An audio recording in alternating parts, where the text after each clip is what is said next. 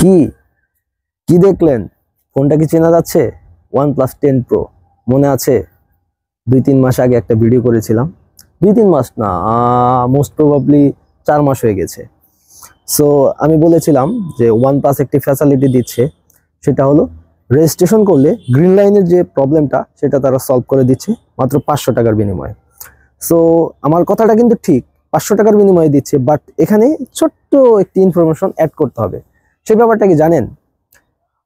আপনার ওয়েটিং সিরিয়ালে থাকার পরে যখন কাস্টমার কেয়ার থেকে আপনার ফোন আসবে যে আপনার ফোনটি নিয়ে আসেন, এখন আপনার পার্টসগুলো আমরা ঠিক করে দিব, ফোনটা ঠিক করে দেব।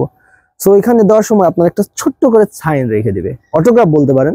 সেই কাগজটাতে মূলত কিছু শর্ত লেখা থাকবে। শর্তগুলো কি জানেন? আপনার ফোনের যদি কোনো ক্ষয়ক্ষতি হয় বা কোনো ধরনের প্রবলেম হয়ে যায় বা ডেট হয়ে যায়, সেক্ষেত্রে তারা রেসপন্সিবল নিবে না।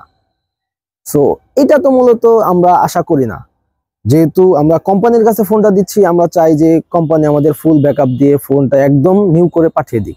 এটা তো আমাদের এক্সপেকটেশন থাকে, তাই না? থাকাটাই স্বাভাবিক। বাট এখানে মূলত যেহেতু OnePlus ওপ্পোর সাব ব্র্যান্ড, এখানে কিন্তু ওপ্পো কাজটা করে দিচ্ছে OnePlus এর হয়ে। এই কারণে তারা আর কি একটা লিখিত নিয়ে নেয়, যাতে করে তাদের কোনো ভুল হলে যাতে তারা কোনো হ্যাসেলে না পড়ে। এই কারণে কি কি প্রবলেম হতে পারে সেই সম্পর্কে যদি একটু বলি। আমি কিন্তু আলহামদুলিল্লাহ আমার ফোনটা ঠিক মতো পেয়েছি, বাট 100-র মধ্যে 99% স্যাটিসফাই। বিকজ হালকা একটু প্রবলেম, সেটা যদি একটু জুম করে দেখাই আপনাদের, দেখেন এইখানে একটা স্টিকারের একটা চিহ্ন বোঝা যাচ্ছে, ঠিক আছে? কি দেখা যায়? সো এই স্টিকারের যে চিহ্নটা দেখতে পাচ্ছেন, এটা কি? এই ব্যাকপার্টটা খোলার জন্য এখানে একটা স্টিকার লাগিয়ে হিট করে যে তারা তুলে, সেটার একটা ছাপ এখানে রয়ে গেছে।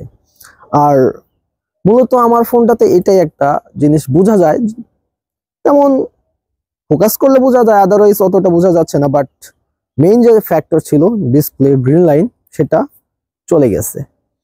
সো এটা এই দিক দিয়ে আমি হ্যাপি। বাট আর আপনারা যদি আপনাদের ফোন এখনো না রিসিভ করে থাকেন, তো সেক্ষেত্রে আপনাদের 2-3টা জিনিস করণীয় আছে।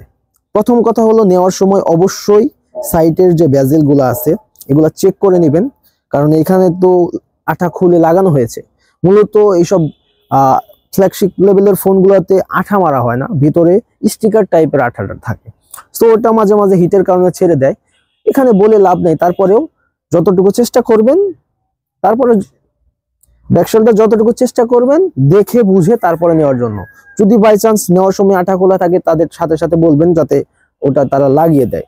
আর একটা প্রবলেম হলো, অনেকেরই দেখলাম আমি যখন আমারটা রিসিভ করতে গেছি, অনেক সময় কাস্টমার কেয়ার সার্ভিস যারা দিচ্ছে তাদের কথা হলো, অনেকের ফোনেই বিভিন্ন সময় হিট দিয়ে উঠানোর সময় কালার উঠে যাচ্ছে বা একটা প্রবলেম হচ্ছে আর কি, 2-একটা।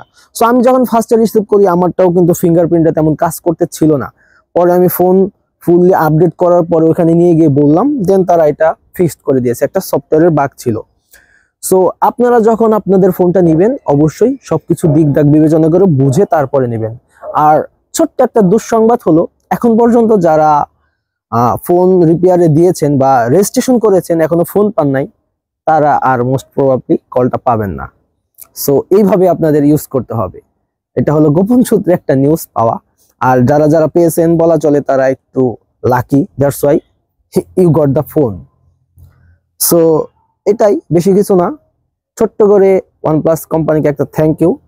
আর তারা যেভাবে আগাচ্ছে, আর একটু ভালো সার্ভিস দিলে আরো বেশি কাস্টমার পাবে, এটাই তাদের প্রতি একটা কথা থাকবে। Thank you so much.